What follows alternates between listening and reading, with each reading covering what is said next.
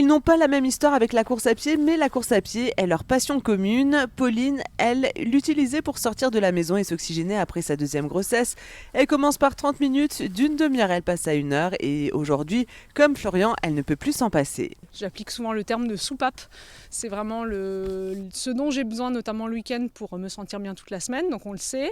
Et effectivement, on se répartit les journées. Alors il y a les entraînements le soir en semaine et puis il y a les sorties le week-end.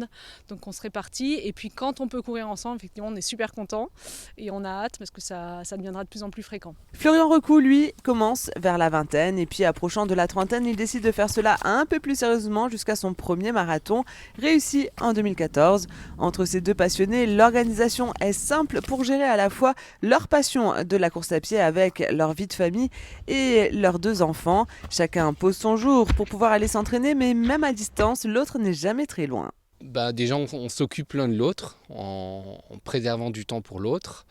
On essaie de se donner des petits conseils quand on sort d'une séance ou d'une sortie un petit peu difficile pour qu'il y ait un repas chaud, pour que tout soit prêt pour l'autre. Et puis on essaie quand même de se réserver des temps pour courir tous les deux, pour prendre du plaisir, parce que c'est comme ça, c'est ça qui est important. Le couple se fixe quelques petits challenges tout au long de l'année pour se motiver à aller à l'entraînement.